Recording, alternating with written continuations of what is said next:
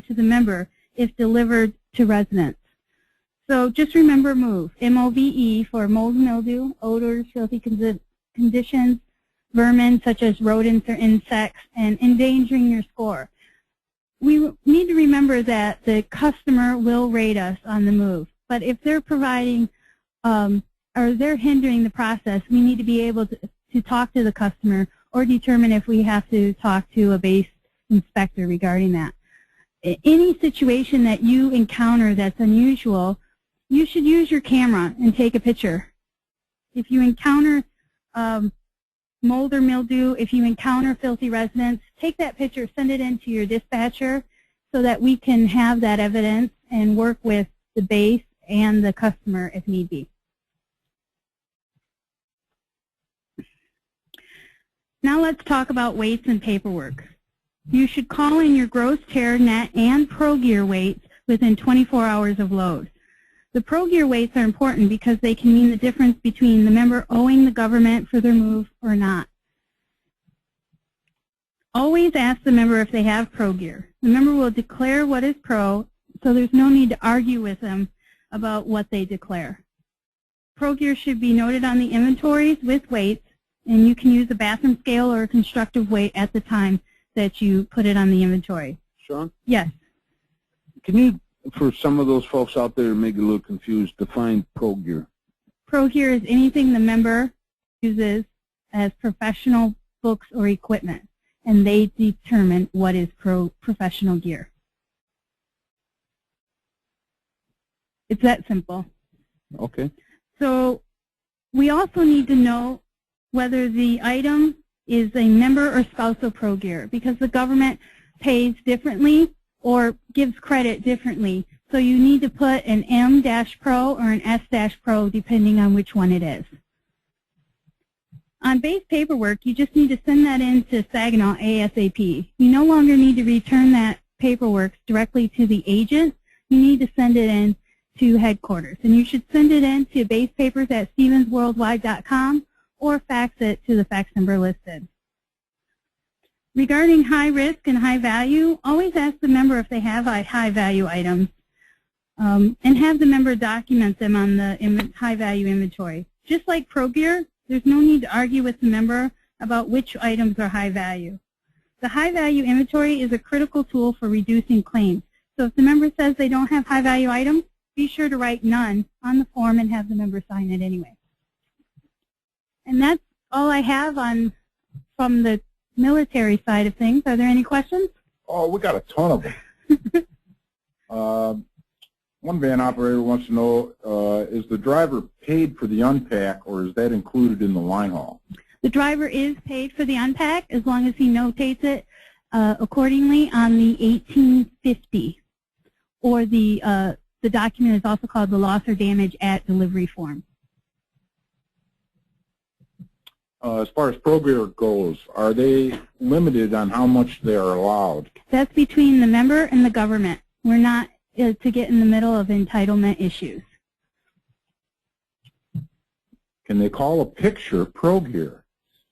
They can call whatever they determine pro gear. We put it on the inventory, and the base will dispute anything they need to dispute at the time that they're figuring out what the member owes. Great question, great answer. Who asked that question?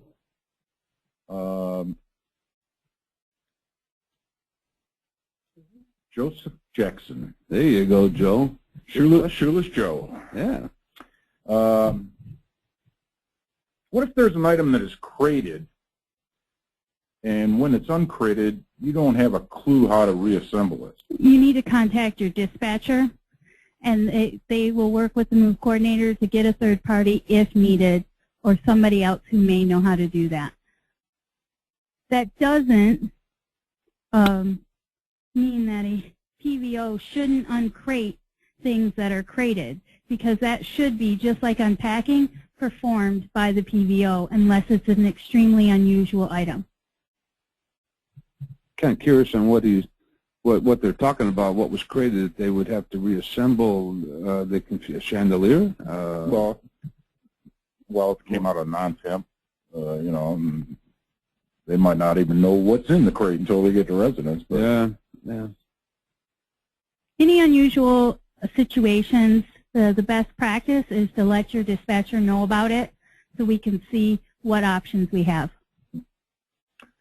Can the packing agent hold the GBL and inventories until the driver personally delivers weights and inventories?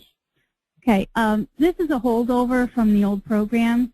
Stevens actually receives the GBL now directly from the DPS system, so we no longer have to get the GBL from the origin agent. Stevens has that and sends a copy to the origin agent from here at headquarters. It's also uploaded on SVL Online, which I believe Greg will cover in his segment. So the driver can always has access to that as soon as we have the GBL.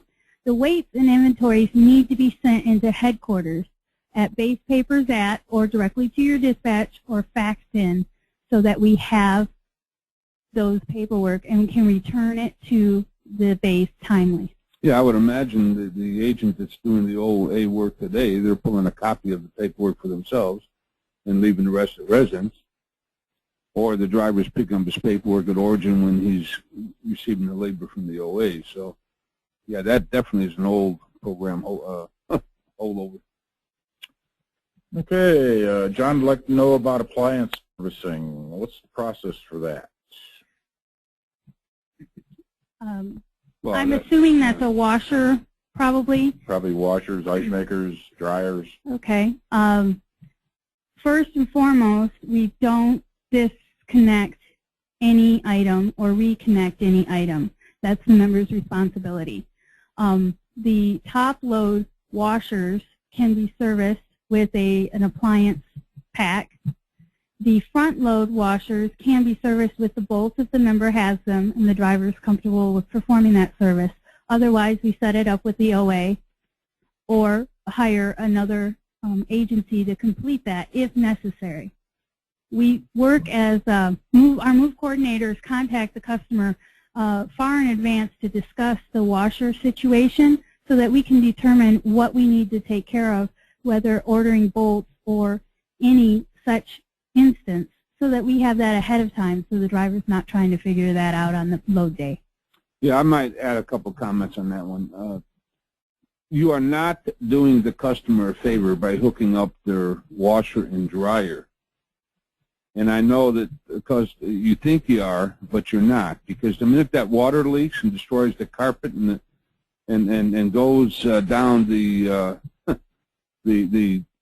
heating vents, the heating ducts in the house, thank you for that favor. You are not electricians. You're not plumbers. You don't install or deinstall ice lines. This is across product lines, folks. This is not just for military. Regardless how much of a handy person you might be, and you think that that's going to increase the customer's appreciation towards your crew, that is not something that we want you to do, period. That's why there are third-party services out there to make sure it's done correctly. All you have to do as a carrier, pay out around $30,000 to replace an entire first floor wooden floor, oak floor throughout the house because she put a load of wash on when she moved in, went to the grocery store for 3 hours, and came back with about 3 inches of water in her house. So I think I've made my point. More questions? Okay, Rich Hall, why is unpacking paid at 15%? Where's the other 85% go? The other 85% is paid for packing. At origin. Yes. The packet. The labor typically for at destination unpack is nowhere near what the labor is at origin. And you are not unpacking, and it's not an unpack and put away. The responsibility from a military standpoint is to unpack it and put it on a nearest flat surface for the customer to put away. Keeping in mind that you want to be tidy about the unpack and placement, we have received several comments about the unpackers just taking the boxes, cutting out the bottom, and dumping everything. So that's not providing customer service. Right. While you're putting it on the nearest flat surface and not putting the items away and providing maid service, you need to be courteous and professional about providing that service.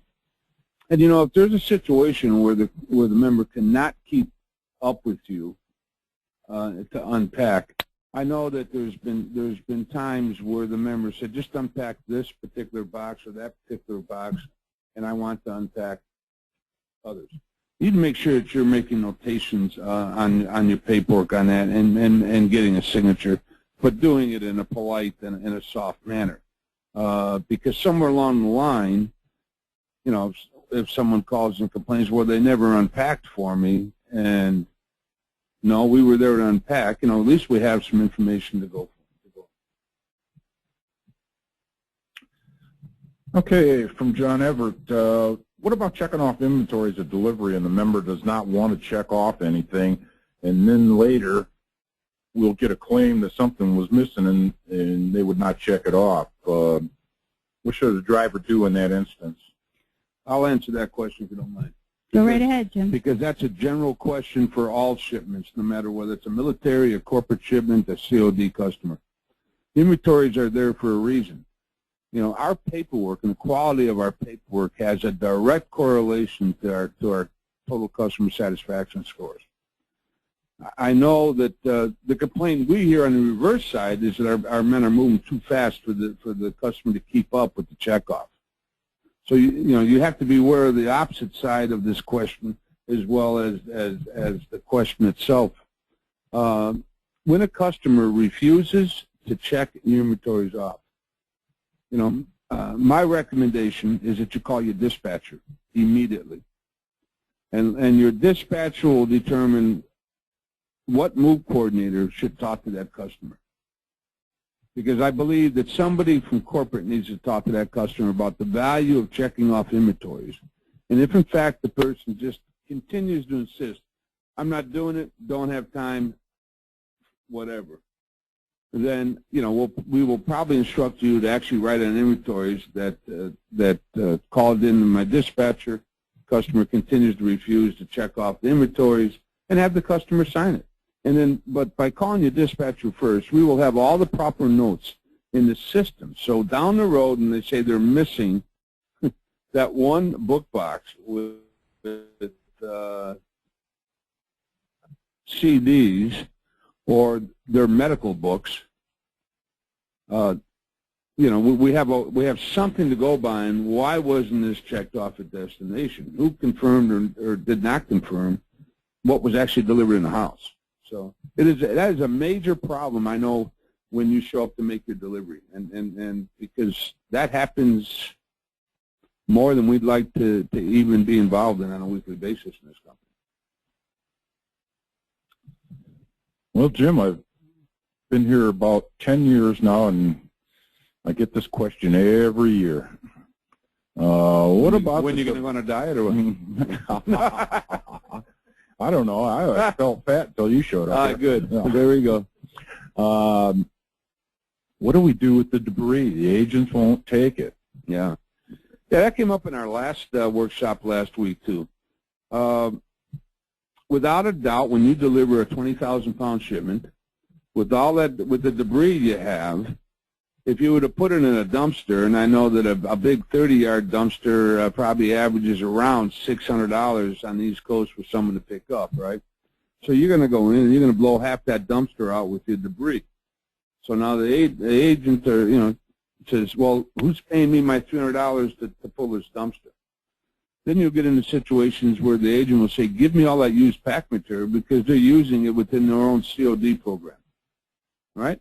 So what I have found is that the driver just does not want to take the time to break it down enough. And I can see, you know, I've been involved in it. I've seen the driver have the conflict with the warehouseman. The warehouseman says, well, I'm not breaking all that stuff down your truck. I don't care what you're doing. Get out of here with it. Well, use your head. When you break it down, you already have your crew out there. Once you break the boxes down, stack them so that you can easily, when you pull back in the agent's yard, for them to take it off the truck and take it off your hands. But when you pull up and you open your back doors and it looks like a tornado went through your trailer. Are you kidding me? Are you expecting help? Are you expecting cooperation? It's not going to happen.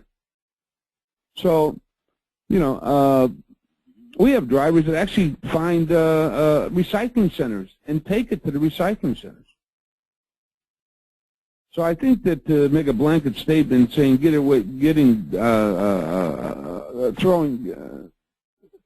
to find someplace to put our debris, gentlemen, you're taking it too far, because if you take the necessary steps and efforting, it should not be a major issue with you. And if any of you have a problem with that, call me. I'll work you through it. I'm sorry. Was I a little firm on that one, or a little? Thanks. I'm sorry about it. The new, gentler, softer Jim. Let me get into that one. Okay. What's the next question? Well, the issue along with not so much the packing material, it's all the paper and paper wrap, and you know, there's no way to condense that down really, and that's well, you know, on a 20,000-pound tack job, if you put just the paper in my dumpster, I can live with that, ladies and gentlemen. Okay, I can live with that one. I know agents that open up used wardrobe boxes, and they say, put all the paper in there because I'm going to go use it and give it away to my COD customers. So, come on, folks. This is not rocket science stuff, and it's certainly not an obstacle to providing total customer satisfaction. What about packing inventories? One of the drivers here says that pack crews aren't leaving them at residence. I'd like to weigh in on that and say that there's no such thing as a pack inventory. The inventory is created by the person who loads the shipment. If the agent chooses to provide an inventory of the packing cartons and leave them at residence for the driver is still responsible for ensuring that all of those cartons are loaded on the truck. Well, I can see that our business has a lot of conflict with that. In you know, the old program, people inventoried because they got paid by the number of boxes they packed. Okay. So we have some agents that believe, you know, I'm still going to protect myself on this. So I'm going to have my packers inventory the shipment, pull a copy for me, and then leave copies at residence, or when they bring it back to the warehouse, they know the driver's coming in the next day, and when they give the driver their paperwork, those inventories are in there. Okay. We have drivers that will take those inventories, instead of rewriting everything, they will use that inventory, and they'll walk through the home and they'll check off, right, what is on that packing inventory, and if there's anything missing, they will review that with the customer, and if need be, call the origin agent to tack the job. Okay. The other thing is that if I was an origin agent, I'm packing a job, and I have high-value items, and I'm packing that box, I always instruct my packers, you put a security seal on it, so when that driver comes in the next day, and he wants to open that box up to confirm, put his own security seal on it, I'm okay with that, because what good is it if I have high-value items and the box is open and somebody walks in the house the night before and takes something out? The driver truly, you know, and the customer is supposed to review what's in the contents in the box. So there is some confusion on that aspect of it, and I really don't want to debate that one here. But, you know, we have situations where our agents do packing inventories, but yes, you are the captain of the ship as a driver. You are responsible for everything that's coming out of that house, putting on the truck. And if you're not happy with the way the packing inventories were left behind for you, then you need to do a packing inventory. If you're willing to work off that packing inventory and it works and it confirms, and you're checking off, you know, and the packers used a yellow tag and you're going to use a red tag for the furniture, fine. You know, so next. Okay, Todd would like us to remind all agents that on military shipments they're being paid packing based on the hundredweight, not the box count. He says they're seeing packing that is not nearly as dense as it should be, and this causes overflows. Yeah, well, That's an inherent situation. It's not just on military shipment when you see balloon packing. That comes with training. And certainly, you know what? Those of you that want to train your folks, we have the University of TCS at the end of the month that has not only training in terms of a lot of things we're talking about today from a customer relations standpoint, but hands-on training on how to pack a dish pack, how to pack a 4 or 5, how not the balloon pack job that should have 30 dish pack and you know, your salesman figure 30 and you go out there and there's 55 when you're done. You know, so you know, we have that opportunity. As a matter of fact, if you have people you want to register, just get them here and we'll provide the room and the hotel and the food and everything else. You just pay to get the folks here. But we're running out of space on that. So if you are interested in sending someone to our University of TCS, we'll show you how to get on to register your people at the end of our workshop today. Sure. Are we done with the questions? We move on to CSA. Wow. Let's move on to CSA. John Flanagan, our Manager of Quality, Safety, and Fleet Services, will tell you everything we need to know about CSA. And I would project that there'll be lots of questions on this, John, when we're done. Thank you, Jim, and good afternoon, everyone. Excuse me. Yeah, CSA, why is it important? And we're going to get to why it's important, but this is a one-year-old program, a little bit more than a year now, and it is impacting our operations every day, every driver, every trip. Next slide, please. The CSA has given everyone a score or report card on their performance. There are 7 safety categories. Not on this list are vehicle accidents, also known as crash, and cargo securement, which we do not have any deficient scores. But of the other 5 categories, we are deficient, Stevens is, in all 5 of them. And those categories are unsafe driving, which is basically moving violations of any kind. Logs and hours of service. We're going to get into that in some depth.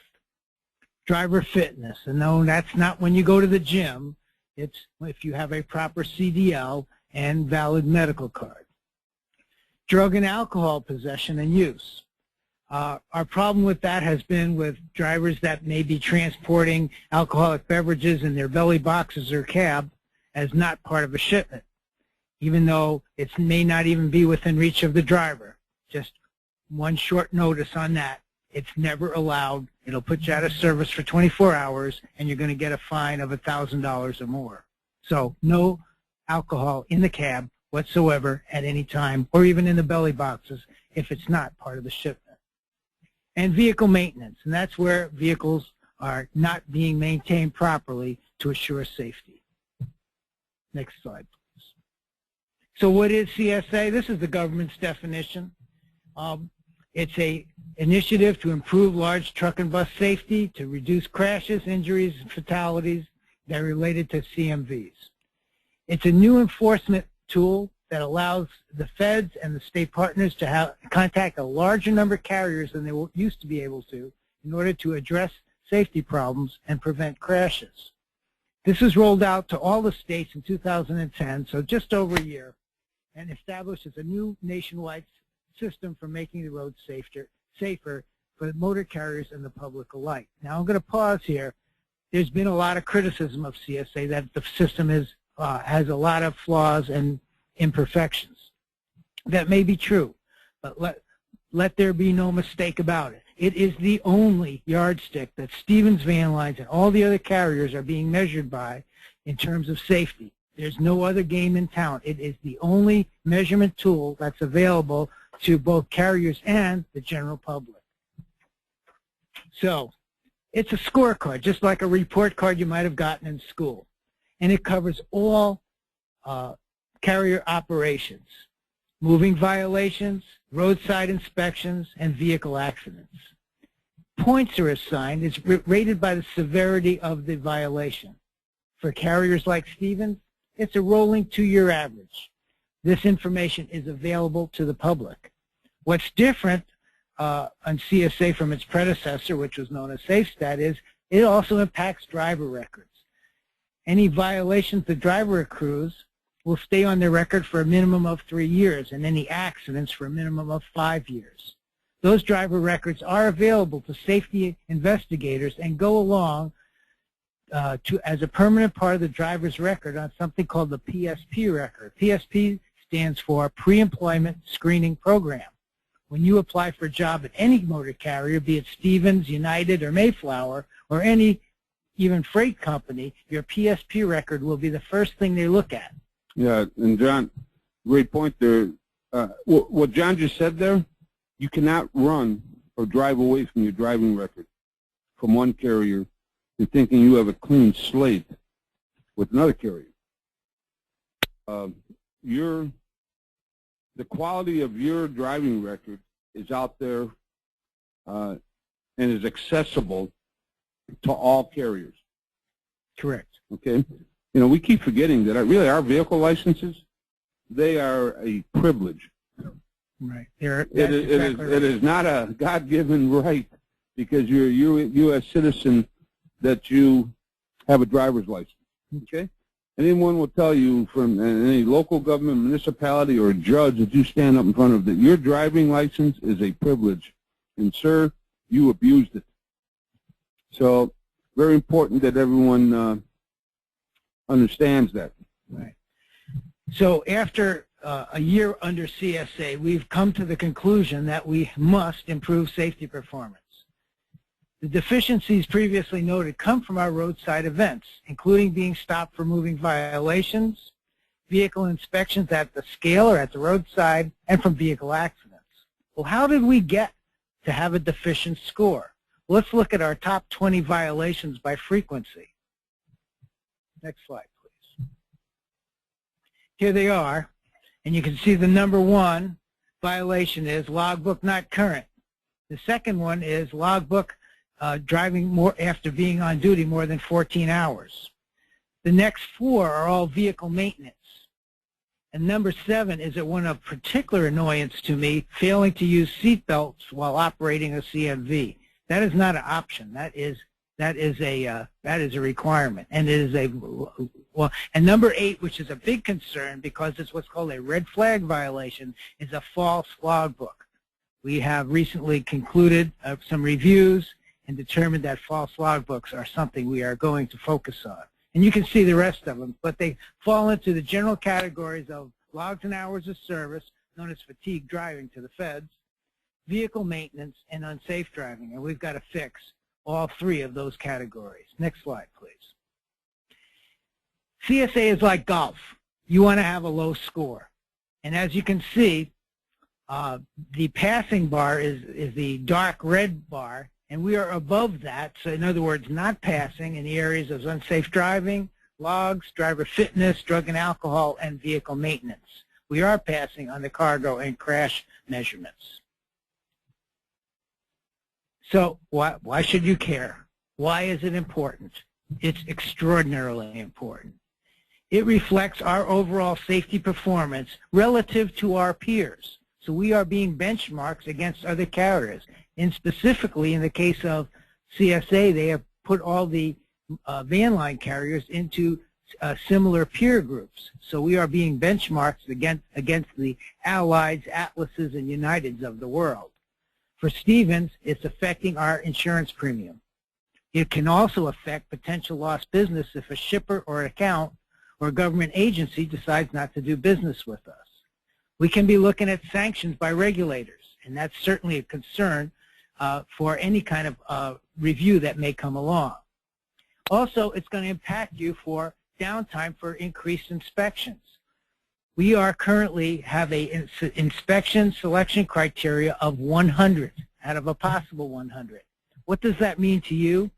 If you're a Stevens driver and you come up to a scale and they have the manpower and opportunity to inspect you, you will get inspected because they are required to inspect you because our past track record is not favorable. Yeah, it's like driving around with a target on us. Exactly. You know, and just so everyone understands, we have really taken a look at our most serious CSA offenders, and we are actually bringing them into the University of TCS at the end of the month for retraining. Right.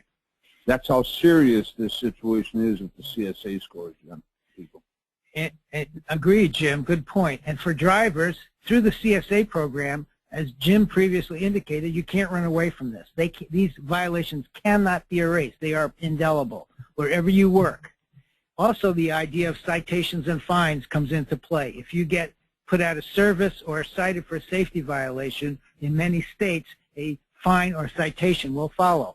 I have seen some incredible numbers for citations and fines coming through, numbers that would stagger you. Of course, some of you already know about it because you've had to pay them.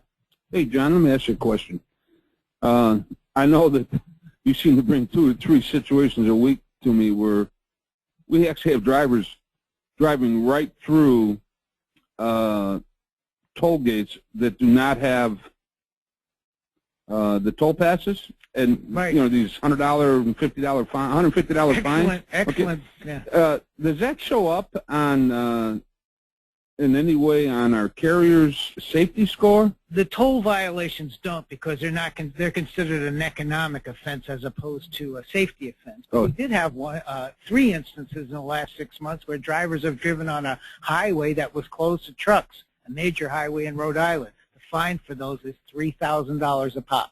So if you want to write a check for $3,000, have at it, but pay attention to the signage, because they do consider that a safety violation. Well, I understand that particular bridge has about 18 signs that say you're getting close to Grandma's Pies, you're getting close to you're 100 yards from Grandma's Pies. Pretty much. Okay, that type of thing.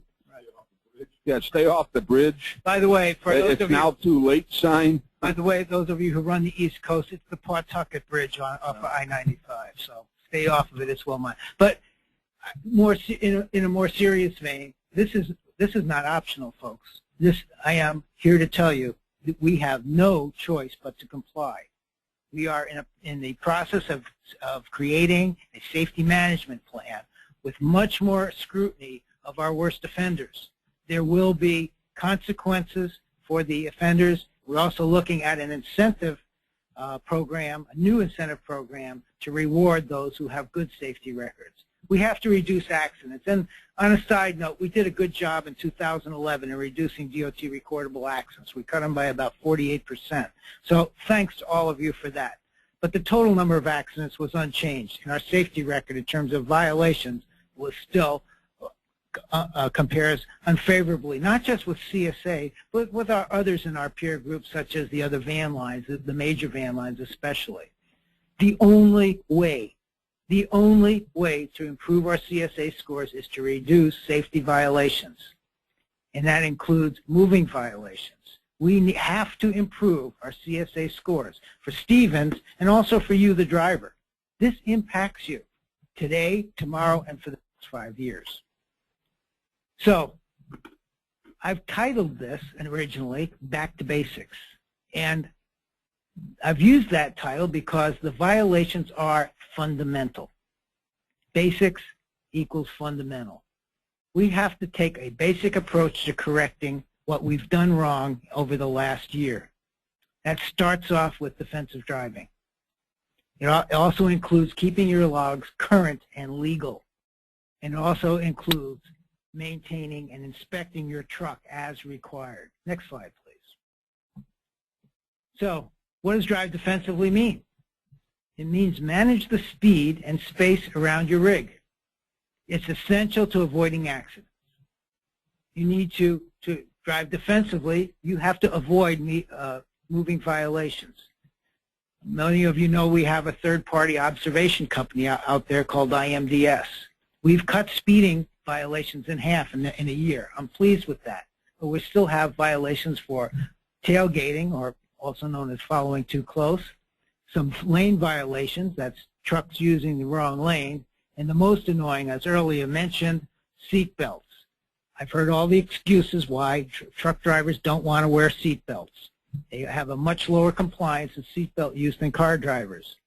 Those excuses simply don't wash. If you were a scientist or an engineer, they would tell you that wearing a seatbelt greatly increases your chances of surviving a crash. In any case, it's the law. It's a federal law. There's no choice. Well, John, even if you, now, I've never driven an 80,000-pound rig, right? Mm-hmm. But I've seen the math about when you slam on your brakes, you know, and you know how every action has an equal and opposite reaction. Mm-hmm. So if you're going 60 miles an hour and you slam on your brakes, if you don't have a seatbelt on, I got to believe you're going to end up on your dashboard. Let me depart here briefly. About 3 years ago, we had an incident where a driver left the road for unrelated reason and ran into a stand of trees and did not have a seatbelt on, and he did go through the windshield and was very severely injured, a lifetime injury. And had that seatbelt been in place, he would have, the worst thing he might have got was a shoulder bruise from the belt. Yeah. The other thing, too, is if you have your seatbelt on, your ability to probably gain control or maintain control of the rig increases tremendously. Right. Again, we're seeing too many seatbelt violations, and those are the only ones of the moving violations that are increasing. That has to stop. So what is defensive driving? It's driving to save lives, time, and money in spite of the conditions around you and the actions of others. In other words, drive defensively in spite of the other guy. Why? We're professionals. Next slide, please. Logs current and legal. The most common violation is not current to the last change of duty status. You've got to get in the habit of changing that logbook every time you get in and out of the truck. Keep in mind there's an 11-hour driving limit, after which you must have 10 hours off before you can drive again. And one that becomes problematic for van line drivers, and I've been there and I know about it, is 14-hour on-duty limit, after which no time driving. You can continue to work, but you can't drive after that 14th hour. Logs need to be submitted to headquarters complete and on time and accurate. We will be scrutinizing logs and auditing them for accuracy for time and date and location to make sure you're turning in accurate logs. Falsified log is a major red flag offense. John, you know, that previous slide that was up here, Jerry, you know, what I see here is a big neon sign that flashes proper time management skills. Amen. Okay? You know, John talks about always being aware of what's around your rig when you're driving. But I've been in many conversations over the last 30 days with a lot of our drivers that are very concerned about the CSA and about electronic onboard recorders and, you know, how the government is mandating safety and so forth and so on. And I will say this so everybody understands this, that I'm a supporter of proper time management skills, because too often I get into conversations with our drivers and I ask them, why are you where you're at, or why are you not where you're at? And when I take a look at their dispatch, and I take a look at the point where they were dispatched, and I clearly understand what people can do relative to log time and sleeper time, and I walk through the math, and there is no reason why that driver should not be at that customer's home. But yet I'm saying, he's telling me he's out of hours, he's out of this, he's out of that, and then we tracked down a COM data card where he pulled it, and that was 300 miles off route. So what's really, you know, fortunate, unfortunate, however you want to look at it, the new government rules and the CSA is going to improve total customer satisfaction. It's going to improve many of our PVOs as business people, because that latitude you had to say, well, I can do this, I can drive 5 hours over there and visit so-and-so and still be where I'm at, I'll get it delivered that day. Yeah, well, yeah, you ended up showing up at 3 o'clock when the customer was looking for you at 8:30. And now you have your logs all messed up, and your time-stamped devices where you bought fuel and what have you do not pass the smell test when you go across the roadside inspection. And we see it all the time. And this is stuff that is must go away. So that's great on the time management. Actually, last week we've seen the first, they did announce that they were going to do this. Washington and Oregon are now putting the license plate numbers and date and time of trucks entering their ports of entry online with each other, so that if you get stopped, let's say you came into Washington at 3 p.m. on Friday and you get stopped at 6 p.m. on Saturday in Oregon, they can look at your logbook, and that information is now posted online, and they'll go back and look at that previous day's log in Oregon. We have had a driver put out a service for falsifying their logs by being off, putting that he was in Tacoma, Washington, when in fact he was crossing the port of entry coming into Washington from Idaho. Yeah, I remember the day when a driver, all right, I'll pay a $100 fine, because it was more convenient for him to pay the $100 fine. Days are gone, because now that infraction is on our CSA scores, does not go away. Our insurance is being impacted. Our potential to gain more business or lose business is being impacted. Your future livelihood is being impacted as a driver. Right. Okay, so it's all about attitude and time management. That's going to keep us in line in terms of our log issues. That's right, and that's right now. It's the biggest mountain we have to climb is hours of service. As Jim mentioned, EOBRs. We started our experiment with Zeta. We've ordered 5 units, and one's actually on the road. We're going to put the other ones on soon, and it is a good tool, but it is just a tool. The driver's still responsible for managing their time. Right. It doesn't give them the option of, the only thing it does is it helps you keep track of time in an automated fashion. It doesn't tell you that I shouldn't have stayed so long at home and now I got to rush to make up, which is, I've seen that time and time again. Yeah, and Greg will be going into that a little bit in his presentation when we're next one, please, Jimmy.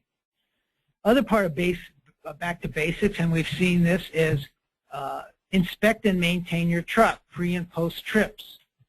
A little side note on that, a recent review of the pre and post trip inspections says that on up to 18% of the logs submitted, the DVIR is incomplete or not, is completed incorrectly or not completed at all. Guys, it's on your log. It needs to be completed every day. It needs to be, and it shouldn't be just sitting behind the pencil, behind the steering wheel with a pencil and writing in that everything's okay. You need to get out there and do your pre and post trip. You also need to get your periodic inspections. We're in one of the intervals right now for the spring inspection. February, March, and April, due no later than May 1 in Saginaw. And that is your opportunity to get ready for the busy season. Get your truck ready. You've had all winter. Let's get those things repaired. A periodic inspection is an A to Z, front to back inspection of your whole rig. Let's get them in. Let's get them in on time. If you get a roadside inspection, and this is a habit we're terrible at complying with, it needs to be sent to headquarters within 24 hours, including proof of repairs. This is not my rule. This is not Stevens' rule. This is a federal rule. If you have a roadside inspection, it needs to be submitted to my office by email or fax within 24 hours. And if you had a vehicle defect, you have to have proof of repairs before you roll that truck again. So let's have more compliance on that. What is a daily inspection? The minimums, and again, these are just the minimums: service and parking brakes, steering, lights, tires, horn and wipers, mirrors, fifth wheel, coupling devices, your wheels and rims. Make sure you got your emergency equipment. And the minimums are just that. You should voluntarily do more. You don't want to get stuck in the middle of nowhere, broke down. And that DVIR, like I mentioned, driver vehicle inspection report, every day on the log. And if there's a defect, fix it before you roll. So I'll wrap it up here. Again, I'm not going to try to take too much of your time. Safety violations on the record indicate that we have forgotten the fundamentals we learned and we started driving. And that to me is troublesome. We have forgotten the fundamentals. We are professionals. It's our responsibility to the public, to Stevens Van Lines, and to ourselves to do things the right way. So what are back to basics? Driving properly, defensively, logs current and legal and accurate, and inspecting and maintaining your truck as you're required to do so. So I'll climb down off of my soapbox and answer any questions that you might have. Well, we have a couple. Todd, I'd like to know if you can discuss or hit the highlights of the new cell phone hands-free law. Oh, excellent. We've had the policy in place at Stevens for 3 years, so it doesn't really change it, but other than you're going to get a humongous fine up to $2,700 for if you get caught with a handheld cell phone operating a commercial motor vehicle. That rule went into effect, I want to say, January 4th of this year for the feds, but we've had that as a policy at Stevens for 3 years. No handheld cell phones, period. So your first time you hit $2,700. Up to now that's a state fine. They have up to they can fine you up to $2,700 for the first offense and $11,000 to the carrier. Oh, ouch. Yeah. Well, expensive. You know, when you start talking about, let's face it, our local governments, our state governments, and federal governments looking for money. So the most diplomatic and political way that they can increase their coffers is by revenue that comes in through making, quote, the country safer. So if you don't think that the inspectors and police officers, besides being told to have a safe day out there, this is the way that they increase revenue, you know, because you can't argue with it, you know. So, guys, pay attention. Right. And Jim is exactly right. I have seen fine schedules raised in many states for all the obvious reasons. Any other questions, Greg? Yeah. John would like to know what is the required loading and unloading times that must be on a logbook? The time it took you to do the loading and unloading. If it took you 2 hours, you put down 2 hours. Let me make sure I understand that. So if I started at 8, finished at 10, I would log myself from 8 a.m. to 10 a.m. for loading. That's on duty, not driving, correct. Thank you. If you decide to fudge it, trust me, it would come up. God forbid you would be involved in a vehicle accident and you fudged your log, because trust me, they would go back and do the investigation, find out just how many hours you did have on duty before if you were involved in a serious injury accident. Yeah, did you ever hear that saying one lie begets another lie and that lie begets 2 more lies? Right. Guys, what we have seen, and we certainly saw it we had the federal motor carrier in here about 3 weeks ago, and they did an audit. And it's interesting, you know, people that look at these things all day, and then when you have your review with them at the end of their time here, it's eye-opening to see someone that starts on a Monday, and they drag their logs through Sunday, and the auditor actually lays the set of logs out in front of you and go, there is no way that this could be done. Bottom line is, when I looked at that, there was no way that driver could remember what he did or where he was doing what.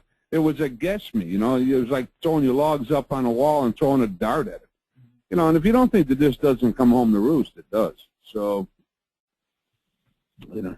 Well, and the other thing, too, that we found was now that there's more and more electronics out there, there's more and more ways for them to compare your times of where you were at, when you were there.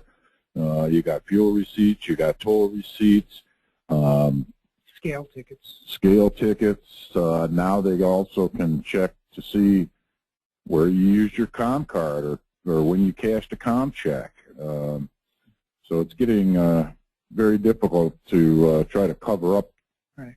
It's my understanding that all the 11 western states are going to do that automated port of entry within the next 12 to 24 months, where they will digitally be able to see where you're crossing into and out of the states and construct trips from that information, and they will be sharing that since there are ports of entry in all those states.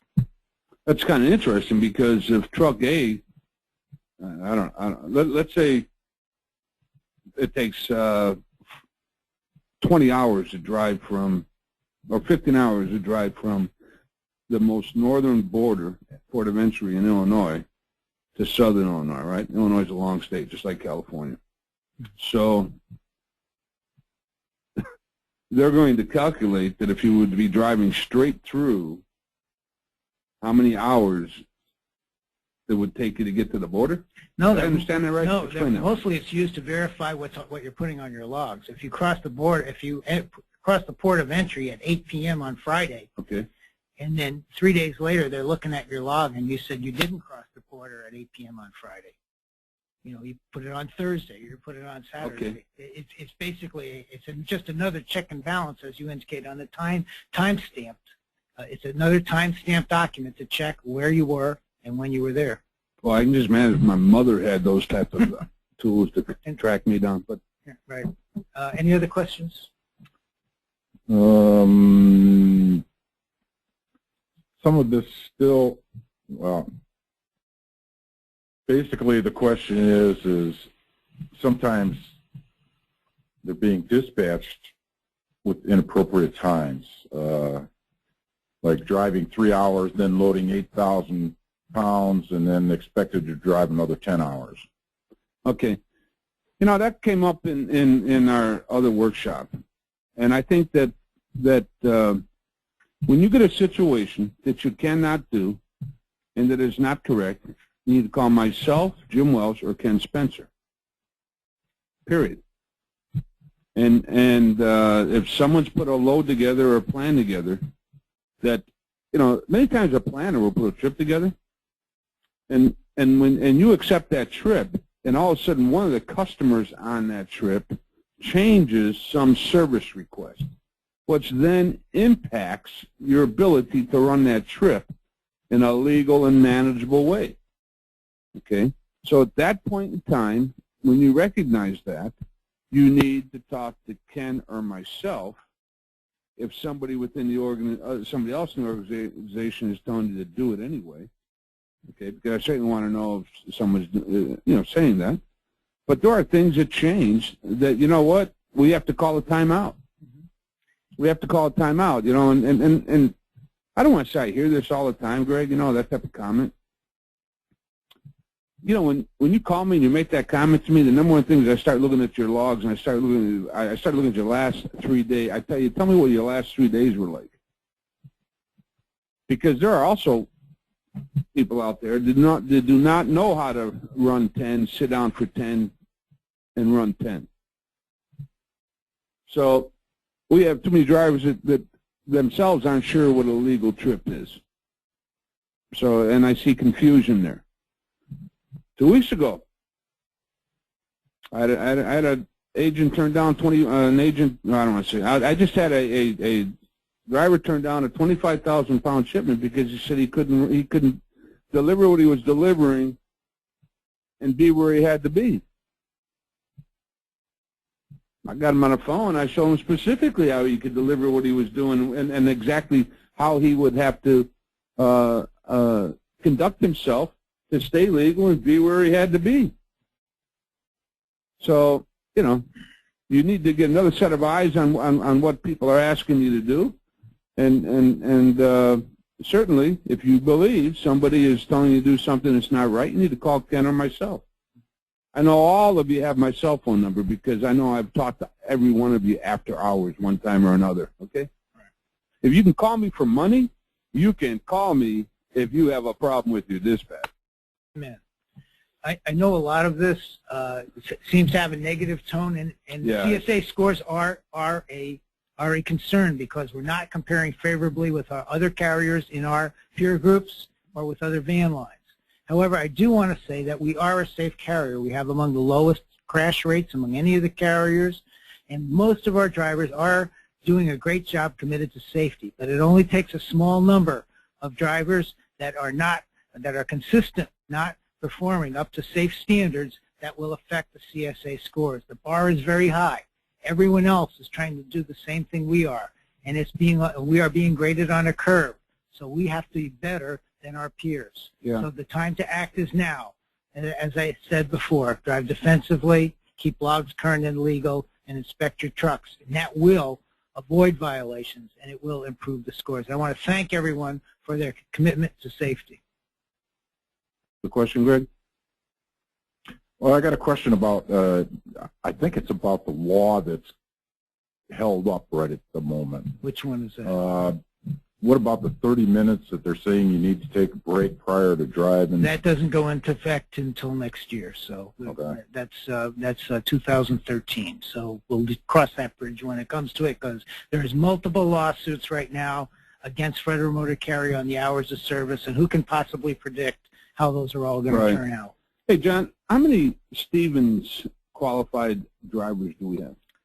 Just under 500. Okay, so, you know, to put a real positive spin to everything here, because we don't like to always be talking negative, when we take a look and we have the ability and we look at our top 25 offenders, you know, so 25 out of, what'd you tell me? Just under about 490. Okay, so 25 out of 500 folks are giving us